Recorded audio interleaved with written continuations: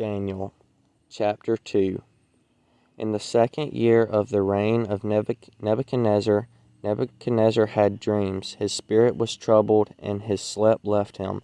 Then the king commanded that the magicians, the enchanters, the sorcerers, and the Chaldeans be summoned to tell the king his dreams.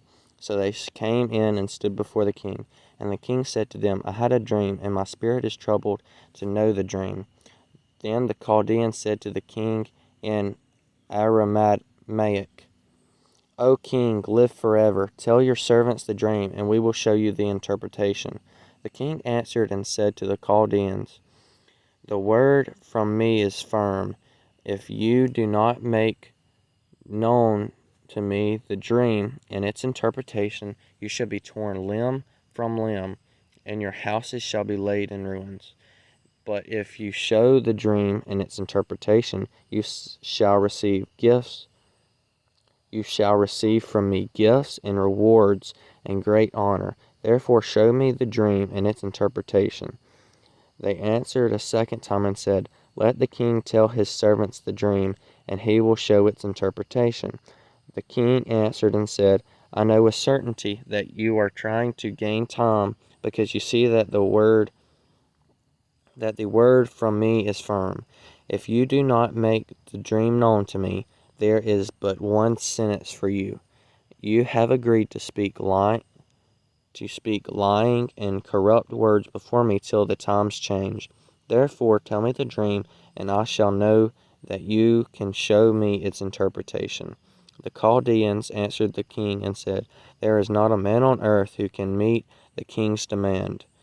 For no great and powerful king has asked such a thing of any magician or enchanter or Chaldean. The thing that the king asks is difficult, and no one can show it to the king except the gods, whose dwelling is not with flesh. Because of this the king was angry and very vicious, and commanded that all the wise men of Babylon be destroyed. So the decree went out, and the wise men were about to be killed, and they sought Daniel and his companions to kill them. Then Daniel replied with prudence and discretion to Arioch, the captain of the king's guards, who had gone out to kill the wise men of Babylon. He declared to Arioch, the king's captain, Why is the decree of the king so urgent? Then Arioch made the matter known to Daniel.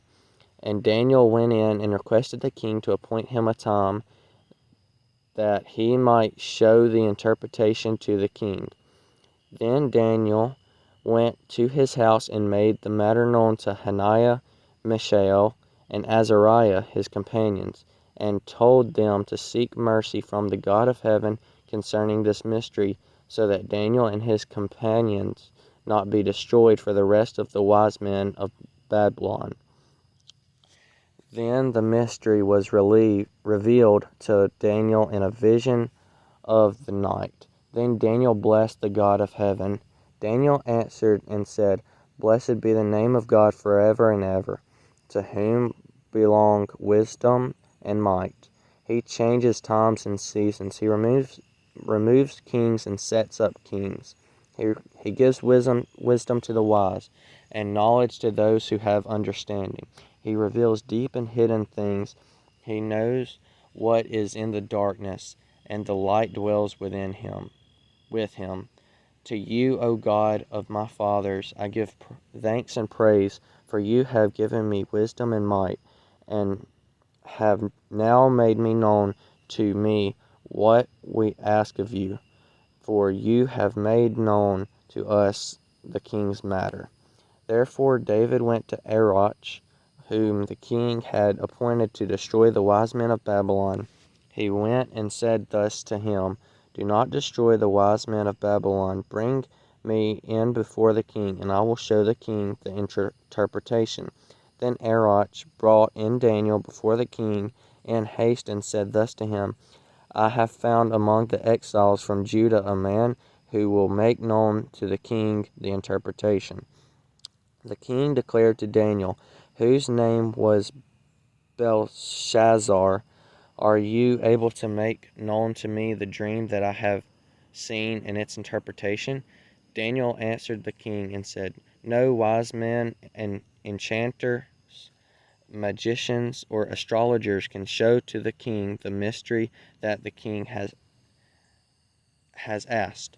But there is a God in heaven who reveals mysteries, and he has made known to King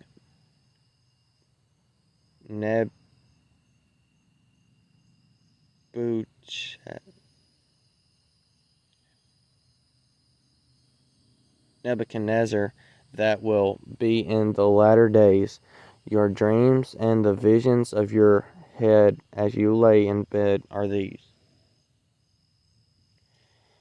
To you, O king, as you lay in bed came thoughts that would be after this, and he who reveals mystery made known to you what is to be.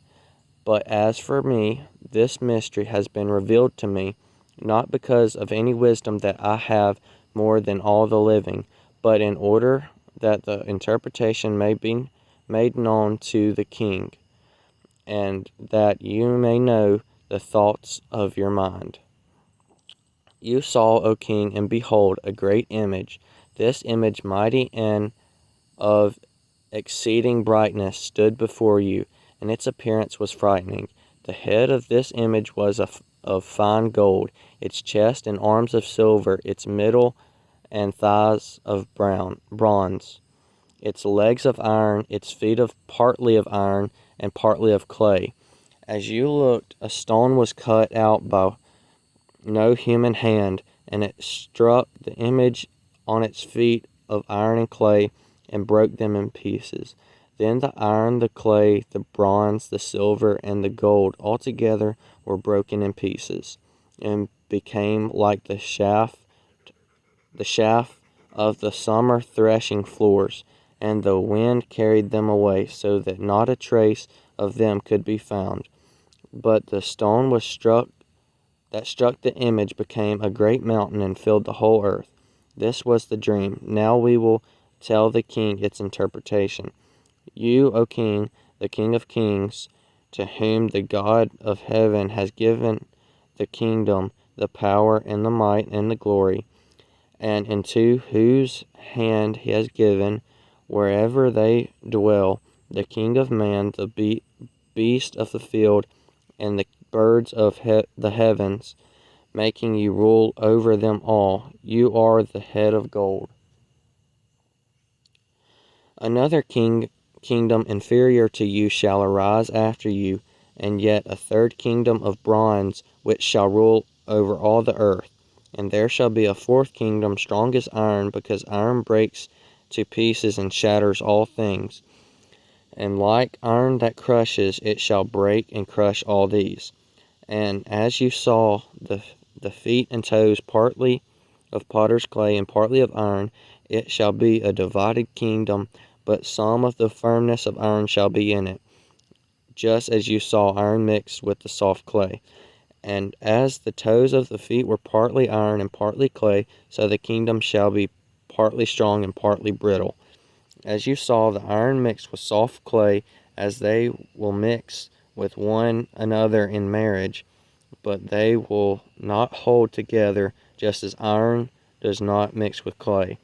And in the days of those kings, the God of heaven will set up a kingdom and shall never be destroyed, nor shall the kingdom be left to another people.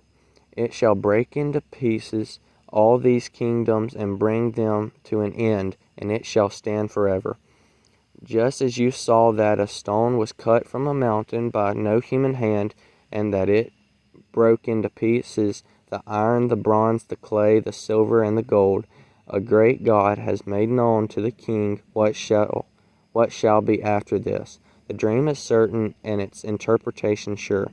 Then King Nebuchadnezzar fell upon his face and paid homage to Daniel, and commanded that an offering and incense be offered up to him. The king answered and said to Daniel, Truly your God is God of gods and Lord of kings, and a revealer of mysteries, for you have been able to reveal this mystery.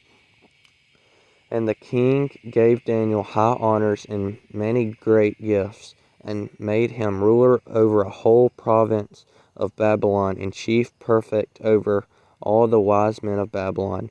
Daniel made a request of the king, and he appointed Shadrach, Meshach, and Abednego over the affairs of the province of Babylon. But Daniel remained at the king's court.